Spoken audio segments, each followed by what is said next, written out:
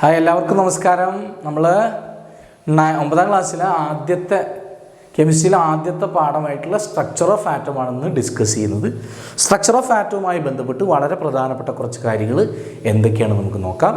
നമ്മൾ 8ാം ക്ലാസ്സിൽ ആറ്റത്തിനെ പറ്റിയിട്ടൊക്കെ പഠിച്ചിട്ടുണ്ടല്ലേ. അപ്പോൾ എന്താണ് ഈ ആറ്റം എന്ന് പറഞ്ഞാൽ? The smallest particle which can take part in A chemical reaction.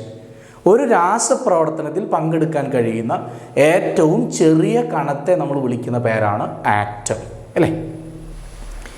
ഈ ആറ്റത്തിനെ പറ്റിയിട്ട് നമ്മൾ മനസ്സിലാക്കേണ്ട ഒരു കാര്യം, ആറ്റത്തെ നമുക്ക് വീണ്ടും ഡിവൈഡ് ചെയ്യാൻ പറ്റും എന്നുള്ളതാണ്. ആറ്റത്തിനകത്ത് സബാറ്റോമിക് പാർട്ടിക്കിൾസ് ഉണ്ട്, ഉപകണങ്ങളുണ്ട്. അപ്പോൾ ഏതൊക്കെയാണ് ആറ്റത്തിനകത്തുള്ള ഉപകണങ്ങൾ, ആറ്റം എങ്ങനെയാണ് കാണപ്പെടുന്നത് എന്നുള്ളതൊക്കെ നമുക്ക് നോക്കാം. ആറ്റത്തിനൊരു കേന്ദ്രഭാഗമുണ്ട്, centre of atom. That centre is known as nucleus. അപ്പോൾ ആറ്റത്തിൻ്റെ സെൻറ്റർ, കേന്ദ്രഭാഗത്തെ നമ്മൾ വിളിക്കുന്ന പേരെന്താണ്? ന്യൂക്ലിയസ്. അതിനകത്ത് രണ്ട് കണങ്ങളാണുള്ളത്, പ്രോട്ടോണും അതുപോലെ ന്യൂട്രോണും. So which is the centre of atom? ഏതാണ് ആറ്റത്തിൻ്റെ കേന്ദ്രഭാഗം? Nucleus. What are the particles seen in atom inside the nucleus? ന്യൂക്ലിയസിനകത്ത് കാണപ്പെടുന്ന കണങ്ങൾ ഏതൊക്കെയാണ്? പ്രോട്ടോണും ന്യൂട്രോണും, അല്ലേ? ഈ ന്യൂക്ലിയസിന് ചുറ്റും ചില സർക്കുലാർ പാത്തുകളുണ്ട്, ചില ഭ്രമണപഥങ്ങൾ. ഈ ഭ്രമണപഥങ്ങളിലൂടെ മറ്റൊരു പാർട്ടിക്കിൾ, ആറ്റത്തിനകത്ത് കാണപ്പെടുന്ന മൂന്നാമത്തെ പാർട്ടിക്കിൾ ഉണ്ട്. ആ പാർട്ടിക്കിളിൻ്റെ പേര് ഇലക്ട്രോൺ എന്നാണ്. ആ ഇലക്ട്രോണുകൾ ന്യൂക്ലിയസിന് ചുറ്റും ഇങ്ങനെ കറങ്ങിക്കൊണ്ടേയിരിക്കുകയാണ്. ഈ കറങ്ങിക്കൊണ്ടിരിക്കുന്ന ഈ ഭ്രമണപഥങ്ങളെ, സർക്കുലർ പാത്തുകളെ നമ്മൾ വിളിക്കുന്ന പേരാണ് ഷെൽ അഥവാ ഓർബിറ്റ്സ്. ഇപ്പം ഷെൽ അഥവാ ഓർബിറ്റ് എന്ന് പറയുന്ന ഈ സർക്കുലർ പാത്തുകളിലൂടെ, ഭ്രമണപഥങ്ങളിലൂടെ ഇലക്ട്രോണുകൾ ന്യൂക്ലിയസിന് ചുറ്റും കറങ്ങിക്കൊണ്ടിരിക്കുകയാണ്. ഓക്കെ, അപ്പോൾ ഇതിലൊക്കെ ഇലക്ട്രോൺ ഉണ്ടായിരിക്കും കേട്ടോ. അപ്പോൾ ഇലക്ട്രോൺ എന്ന് പറയുന്ന ഈ കണം ആർക്ക് ചുറ്റും കറങ്ങുകയാണ്? ന്യൂക്ലിയസിന് ചുറ്റും കറങ്ങുകയാണ്. അപ്പോൾ മൂന്ന് പാർട്ടിക്കിൾസ് നമുക്ക് മനസ്സിലായല്ലോ. ആറ്റത്തിനകത്ത് കാണപ്പെടുന്ന മൂന്ന് പാർട്ടിക്കിൾസ് ആരൊക്കെയാണ്? പ്രോട്ടോൺ, ന്യൂട്രോൺ, ഇലക്ട്രോൺ, അല്ലേ? പ്രോട്ടോണും ന്യൂട്രോണും എന്തിനകത്താണ് കാണപ്പെടുക? ന്യൂക്ലിയസിനകത്ത്. ഇലക്ട്രോൺ ന്യൂക്ലിയസിന് ചുറ്റും കറങ്ങുകയാണ്. ആ കറങ്ങുന്ന സർക്കുലർ പാത്തുകളെ വിളിക്കുന്ന പേരാണ് ഷെല്ലുകൾ. ഓക്കെ, ഏതൊക്കെയാണ് ഷെല്ലുകൾ എന്ന് നമുക്ക് നോക്കാം. ആദ്യത്തെ ഷെല്ലിൻ്റെ പേര് കെ ഷെൽ എന്നാണ്. രണ്ടാമത്തെ ഷെല്ലിൻ്റെ പേര് എൽ ഷെൽ. മൂന്നാമത്തെ ഷെല്ല് എം ഷെൽ. നാലാമത്തെ ഷെല്ല് എൻ ഷെൽ. KLMNO. അങ്ങനെയാണ് ഷെല്ലുകൾ പോകുന്നത് കേട്ടോ.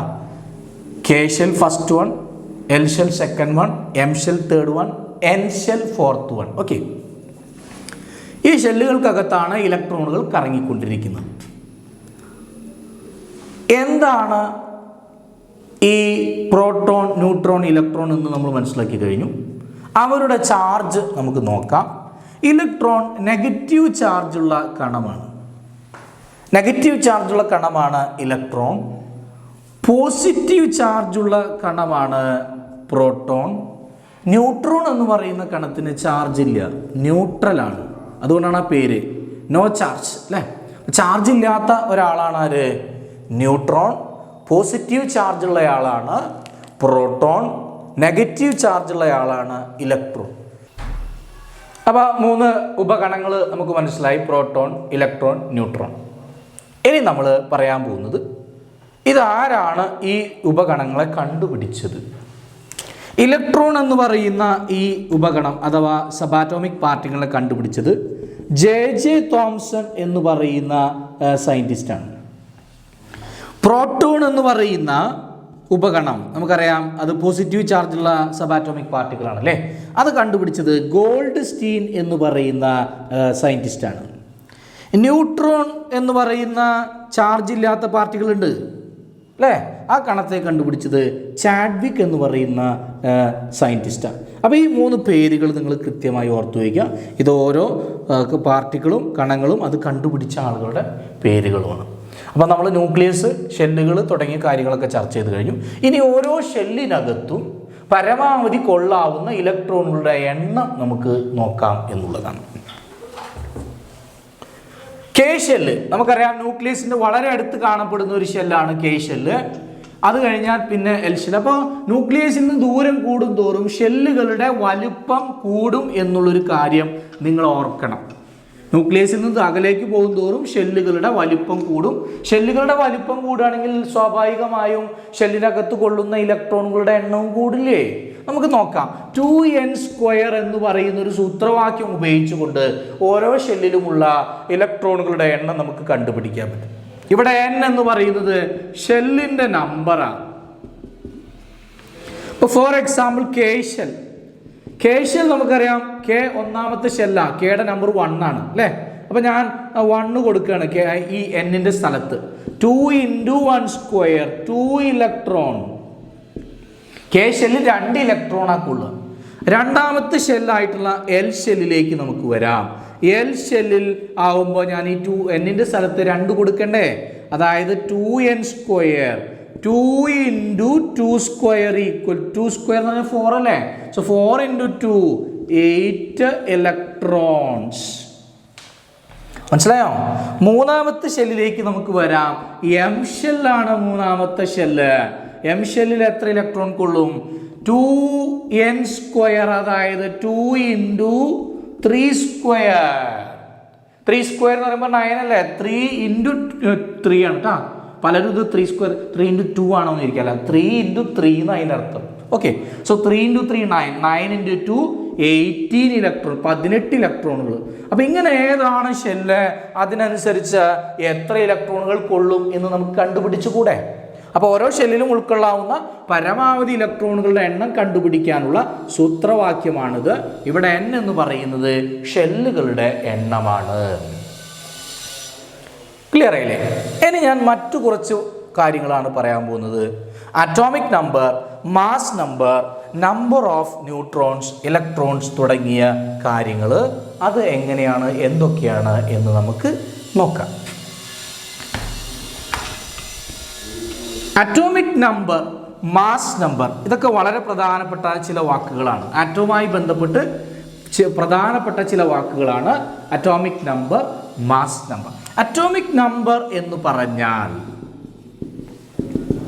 അതിൻ്റെ പ്രതീകം, സിമ്പൽ ക്യാപിറ്റൽ Z ആണ്. ഒരു ആറ്റത്തിനകത്തുള്ള പ്രോട്ടോണുകളുടെ എണ്ണത്തിനെ വിളിക്കുന്ന പേരാണ് അറ്റോമിക് നമ്പർ.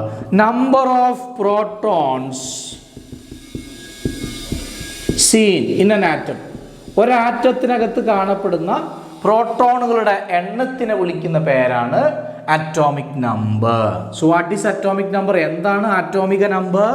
ഒരാറ്റത്തിനകത്തുള്ള പ്രോട്ടോണുകളുടെ എണ്ണത്തിനെ വിളിക്കുന്ന പേരാണ് അറ്റോമിക് നമ്പർ.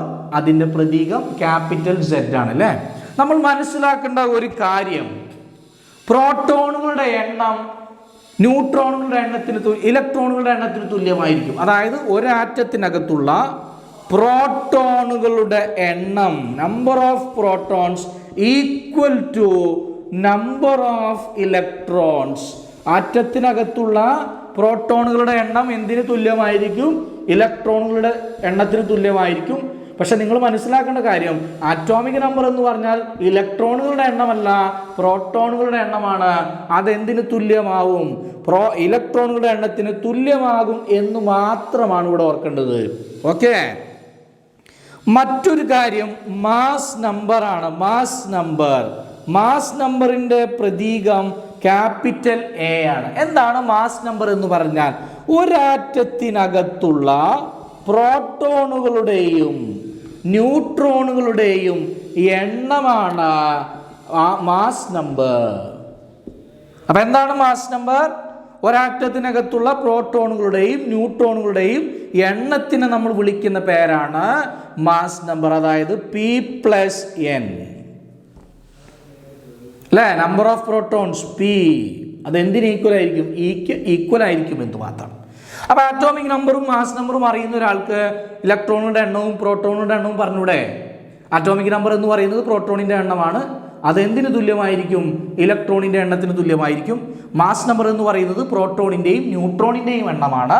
അപ്പോൾ ഈ രണ്ടും ഉപയോഗിക്കുമെങ്കിൽ, ഇത് രണ്ടും അറിയുമെങ്കിൽ നമുക്ക് എന്ത് കണ്ടുപിടിക്കാൻ പറ്റും? ന്യൂട്രോണുകളുടെ എണ്ണം കണ്ടുപിടിച്ചുകൂടെ? എങ്ങനെയാണ് ന്യൂട്രോണുകളുടെ എണ്ണം കണ്ടുപിടിക്കുക? ന്യൂട്രോണുകളുടെ എണ്ണം സമം mass number minus atomic number. Mass നമ്പറിൽ നിന്ന് അറ്റോമിക് നമ്പർ കുറച്ചാൽ നമുക്ക് എന്തിൻ്റെ എണ്ണം കിട്ടും? ന്യൂട്രോണുകളുടെ എണ്ണം കിട്ടും. ഈ സൂത്രവാക്യങ്ങൾ നിങ്ങൾ കൃത്യമായിട്ട് ഓർത്തു വയ്ക്കണം. അപ്പോൾ ആറ്റോമിക് നമ്പർ എന്ന് പറഞ്ഞാൽ എന്താണ്? ഒരു ആറ്റത്തിനകത്തുള്ള പ്രോട്ടോൺസിൻ്റെ എണ്ണം, the number of protons in an atom. ആ നമ്പർ ഓഫ് പ്രോട്ടോൺസ് എന്തിന് ഈക്വൽ ആയിരിക്കും? നമ്പർ ഓഫ് ഇലക്ട്രോൺസിന് ഈക്വൽ ആയിരിക്കും എന്നുള്ളതാണ്. എന്താണ് മാസ് നമ്പർ എന്ന് പറഞ്ഞാൽ? ഒരാറ്റത്തിനകത്തുള്ള പ്രോട്ടോണിൻ്റെയും ന്യൂട്രോണിൻ്റെയും എണ്ണത്തിന് നമ്മൾ വിളിക്കുന്ന പേരാണ് മാസ് നമ്പർ. അറ്റോമിക് നമ്പറും മാസ് നമ്പറും അറിയുമെങ്കിൽ നിങ്ങൾക്ക് എന്ത് കണ്ടുപിടിക്കാൻ പറ്റും? ന്യൂട്രോണുകളുടെ എണ്ണം കണ്ടുപിടിക്കാൻ പറ്റും. എങ്ങനെയാണ്? Mass number minus atomic number, that is A minus H. ഇത്രയും കാര്യങ്ങൾ ക്ലിയർ ആയില്ലേ? ഇനി നമുക്ക് ഇതുമായി ബന്ധപ്പെട്ട് ഒരു ചോദ്യം ചെയ്തു നോക്കാം. ഓക്കെ, ഇപ്പം നമുക്ക് ഈ ഒരു ക്വസ്റ്റ്യൻ നോക്കാം. AL aluminium 1327. ഇവിടെ 13 നമുക്കറിയാം Z അഥവാ അറ്റോമിക് നമ്പറാണ്. 27 മാസ് നമ്പർ, സിമ്പിൾ A ആണ് അല്ലേ? ഇത് ഉപയോഗിച്ച് നമുക്ക് എന്തൊക്കെ ഡാറ്റാസ് കണ്ടുപിടിക്കാം? നമുക്ക് പ്രോട്ടോണിൻ്റെ എണ്ണം കണ്ടുപിടിക്കാം, ഇലക്ട്രോണിൻ്റെ എണ്ണം കണ്ടുപിടിക്കാം, ന്യൂട്രോണിൻ്റെ എണ്ണം കണ്ടുപിടിക്കാം, ആറ്റോമിക് നമ്പർ, അതുപോലെ മാസ് നമ്പർ കണ്ടുപിടിക്കാം. അപ്പോൾ ക്വസ്റ്റ്യൻ നമുക്ക് ഇത്രേ ഉണ്ടാവുള്ളൂ അല്ലേ? ഈ എയും സെറ്റും ഒന്നും ഉണ്ടാവില്ല. നമ്മളിത് മനസ്സിലാക്കണം. ഈ 13 Z ആണ്, ഇതെന്താണ്? A ആണ്. ഓക്കെ, അപ്പോൾ Z13 അറ്റോമിക് നമ്പർ ആയതുകൊണ്ട് അത് Z13 ആണ് അല്ലേ? അറ്റോമിക് നമ്പർ 13 ആണെങ്കിൽ സ്വാഭാവികമായും പ്രോട്ടോണിൻ്റെ എണ്ണവും 13 ആയിരിക്കുമല്ലോ. കാരണം നമുക്കറിയാം അറ്റോമിക് നമ്പർ എന്ന് പറയുന്നത് it is the number of protons in an atom. ഒരാറ്റത്തിനകത്തുള്ള പ്രോട്ടോണുകളുടെ എണ്ണമാണ് അറ്റോമിക് നമ്പർ അല്ലേ? അപ്പോൾ Z 13 ആണെങ്കിൽ പ്രോട്ടോണിൻ്റെ എണ്ണവും എത്ര തന്നെയായിരിക്കും? 13 ആയിരിക്കും. നമുക്കറിയാം ഒരാറ്റത്തിനകത്ത് പ്രോട്ടോണിൻ്റെ എണ്ണം എന്തിന് തുല്യമായിരിക്കും? ഇലക്ട്രോണിൻ്റെ എണ്ണത്തിന് തുല്യമായിരിക്കും അല്ലേ?